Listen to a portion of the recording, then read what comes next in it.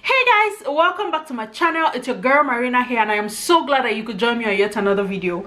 If it's your first time here, you're welcome. My name is Marina. I make videos from Saskatoon, Canada, where I share about life issues and my experiences as a Nigerian immigrant in Canada. Please do well to hit the subscribe button, join our family, and turn on the notification so that you know every time I upload a new video. To my returning subscribers, my OGs, welcome back guys. It's always such a pleasure to have you here. The next couple of videos I'm going to be making will be addressing specific areas of concern that keep coming up in the comment section, that come up in my emails, that come up in my DMs. I'm going to be making videos to address those specific areas of need. And today I'm going to be talking to you about renting a house in Canada as a newcomer. I'll be sharing tips on what to look out for when renting a house in Canada, especially as a newcomer. So if you want to learn more about that, you know what to do. Definitely keep watching.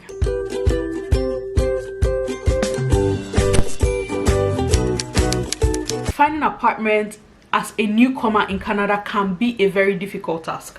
It can be a lot of work. Finding the right apartment that meets your budget and meets your family needs. This is another reason why it is important for you to land in a place where you already know someone, because trying to find your way around in a new city while searching for accommodation can be a bit difficult if you're not already familiar with the terrain. So in searching for an apartment, what should you be looking out for? Saskatoon is going to be my focal example today, primarily because that's where I live and I have experience here. So in Saskatoon, the city is broken down into smaller communities. So a radius of a neighborhood will be a community. In each community, you will typically find everything that you need within those communities so that you don't have to go too far from home to get the things that you need. So you want to consider accessibility to schools, to grocery stores, to maybe parks if you have children, and then to bus stops if you don't already have a car. It is important that you find an apartment that's close to a bus stop. In the summer, it can be fun taking a walk to the bus stop, but when the temperature is -40, -50 degrees, you don't want to be walking too long before you get to the bus stop. So those are the basic things to consider: accessibility to everything that you need. Okay, where do you go to find apartments? Where do you go to find house listings? Kijiji in Canada is a very popular one, and then there's Facebook Marketplace, and of course there's the word of mouth option. So from these three places, you would definitely find something that matches your particular needs and that can fit into your budget. Okay, now what are the different kinds of apartments that we have that newcomers are typically looking for? The most common one are the apartments. The apartments are like blocks of multiple units of 1 bedroom, 2 bedroom, or 3 bedroom flats, sort of. In Nigeria, it would be typically what you call like a block of flats. You can have these apartments in like multiple floors and multiple units within each floor, right? Apartments are like the most popular. They are about the cheapest kind of housing. I find that it is the most popular among newcomers because it is very common. You almost always have vacant apartments in the city, and they are not as expensive as the other kinds of housing. So apartments are about the most popular. And then the kind of apartments you will get depends on your family size.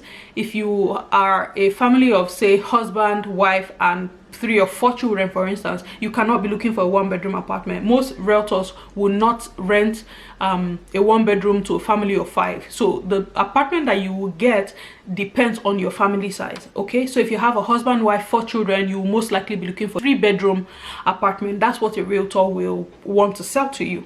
Okay, then the second kind that is quite common among newcomers are the basement. So it's like an extra apartment that is built underground of an existing building to now be 2 dwelling units. So a family can live on the main floor, and then the basement, you get into the building, climb down to go into the basement. That's another popular one that newcomers consider because it's not so expensive and it's an okay place to start, right? The major difference between the apartments and the basements is that apartments will typically have shared spaces.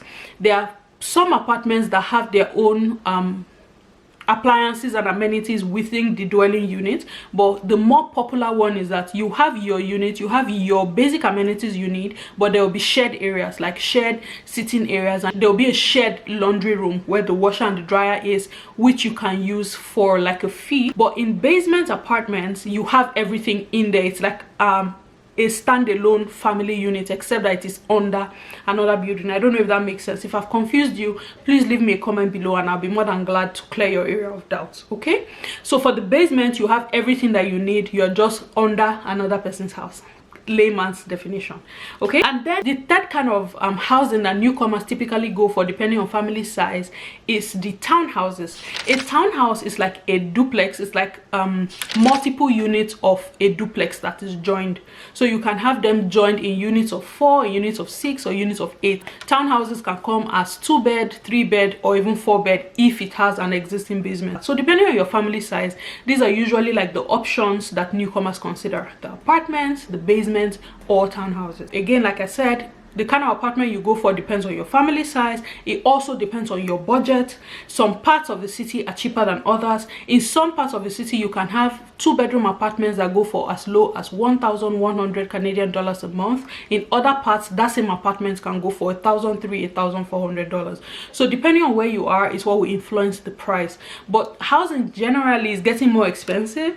The apartments are a lot more expensive than it was when I first came. When I was first searching for an apartment, I did like a quick survey and I just checked, and right now the range, depending on where you are, can range from anywhere between $1,000 to $1,400 for a 2-bedroom apartment. A 3-bedroom apartment will typically start from like $1,200 to $1,600 dollars a month. In some places it can go higher than that. So it depends on you, depends on your budget and the part of the city that you're interested in living in. Okay, so the general tips that I will give in renting an apartment is, the first and the most important thing I think everybody should pay attention to is you need to tour the apartment. Another reason why you need somebody on ground. If it's not something you can do before you arrive, somebody has to physically go and examine that apartment for you, because sometimes the pictures you see online do not truly reflect the actual state of the apartments. Of course, if I want to rent something, I'll put my best foot forward and show you the best pictures. But if something is wrong, if there are cracks on the door or cracks in the wall or burnt marks on the carpet, the realtor is not going to put that online. So it is important for you to tour that apartment so that you can actually see the true state of things. It is important for you to take pictures while you're touring the apartment. Take pictures, because if you eventually move into that apartment and things were wrong and you did not point it out in the beginning, when it's time for you to move out, that's the things that were wrong in the apartment in the beginning before you moved in can become your responsibility. The landlord or the owner of the house might not agree that those things were already there before you moved in. So when you're touring the apartment, it's that point where you want to be looking out for things. If you see any cracks, if you see anything at all that's wrong, you want to point that out. Take pictures, draw their attention to it, to let them know that, okay, this is how this was when I moved in.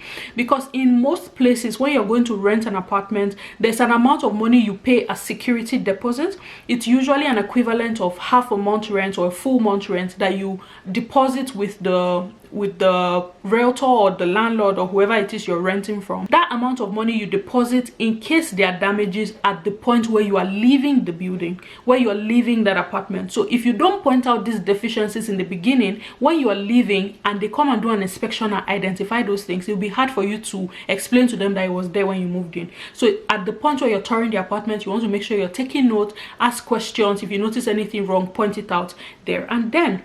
Okay, when you now eventually tour the apartment, you like it and you want to move in, there's always something called a lease agreement that states what exactly you're paying for, what is covered in your rent. In some apartments, some utilities like heating, like water, is covered in the rent. So you want to read your lease agreement to be very sure exactly what is covered in your rent. Whatever it's not covered in there, of course you cannot expect that the landlord or the realtor will cover it. That's why it's important to familiarize yourself with your lease agreement and know what the terms and conditions of that apartment are. There are some apartments that will tell you that you cannot have more than 6 people in this unit. If you're going to have visitors coming and are going to live with you, they cannot live with you for more than a certain period of time. You want to make sure you're taking note of those things, because if you breach that agreement, sometimes it can become messy. So you want to be sure that you're reading and you're satisfied with the terms and the conditions of what is in the agreement before you sign it. Okay, it might help to get another person to take a look at it. It might help to get a lawyer to look at it, just to be sure that you're not signing anything that will put you in trouble down the line. You want to make sure that you're checking the fine print. Some of those lease agreements can be bulky, so it is very easy to just scroll and just tick and sign, but you want to make sure you're check the fine print to be sure that you're not getting yourself into any form of trouble, which is why again, if you get somebody else to look at it, they might see something that you missed. Okay, so yeah, read your lease agreement. Very, very important. And of course, you want to make sure you're sticking to a budget, because at the point where you're a newcomer, you don't have a job, you don't have any, yeah, it can be a bit tricky just saying, okay, how much money is okay to invest in an apartment as a newcomer? I don't have a job yet, I don't know when I'm going to get a job, what should I spend on an apartment? It depends on you. It depends on how much money do you really have from a sustainability standpoint. If you don't have a job in the next 2 to 3 months, would you be able to sustain the rent on that apartment? Would you be able to sustain the utilities in that apartment? Don't forget, you still have to furnish it. As a newcomer, you're literally buying things to furnish the house, right? You have to think about all of that. If you do not get a job in 3 to 4 months, is it still sustainable for you to pay that rent? That's what you want to be considering in determining the amount of money that you should spend on rent. Okay, does that make sense? If you have any questions at this point, please leave me a comment below and I'll be more than glad to respond to it. Okay, you want to make sure you do not break your lease agreement. Lease agreements can be 3 months, it can be 6 months, it can be 12 months. Now in some places, if you sign the lease for 12 months, they give you like a discount. They reduce your rent because you're going to be there for a prolonged period of time. So if 4 months down the line you now decide that you don't want to live in this place again, they are going to go back and calculate what your actual rent would have been if you didn't get that discount, and you might end up owing the realtor. You might end up owing your landlord. If they gave you a discount based on a 12-month lease and you break it, you're going to pay the discount back. It can get a bit messy when you do that. So you need to be sure. You need to actually sit down and plan properly. Don't get into any messy situations by breaking your lease. It is easier to just finish the lease. If you don't want to continue, then you can move out. But breaking your lease in the middle, it can get a bit messy. If you meet a landlord or a realtor that is greedy, they can make you pay back crazy amount for just breaking that. And then everybody needs tenant insurance. You can go online, or for us, I think it was a phone call. We just called the office, told them what we wanted, made the payment, and they set it up for us. I'll check on the website and then leave a link to examples of where you can get tenant insurance in Saskatoon. I would leave a link in the description box, so do well to check that out. And then because you're a newcomer, you don't have a job, you don't have a credit history, you don't have a rental history, you might be asked to pay a couple of months rent in advance. For us, we paid our rent 3 months upfront, just for the realtor to know that, okay, before it's 3 months, you would have gotten a job and you would have the capacity to continue paying this rent. So it can be a bit tricky. Landlords want to be sure that, okay, you're a newcomer, you don't have a job, how am I sure you'll be able to afford the rent 2-3 months down the line? So sometimes they make you pay months in advance.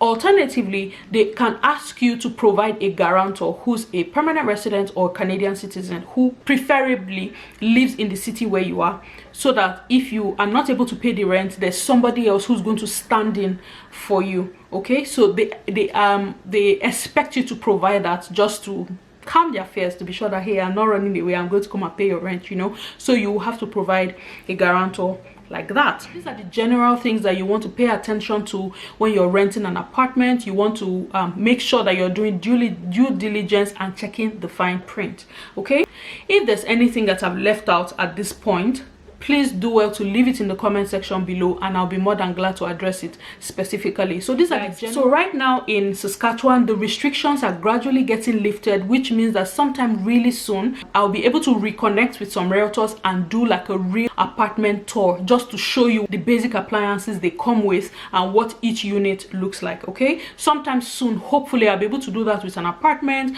and with a basement, just to show you the major difference. And if I'm able to get a realtor that has empty townhouses, I will do a tour of all of them just to show you, so you can have a better idea of what I'm talking about. If this video has been helpful to you, please do well to hit the like button, and if at this point you are yet to subscribe to my channel, please do well to hit the subscribe button. I hope that you found this video useful. Again, if you have specific questions or there are things you want me to address specifically, I'll be more than glad to engage with you in the comment section or in my email. My email address is always in the description box in all my videos, so if you check there, you will find my email address and my social media handles. Okay, thank you very much for watching this video, guys. I hope you learned from it, and until I come your way in my next video, it's your girl Marina saying thank you and have an amazing day. Bye bye.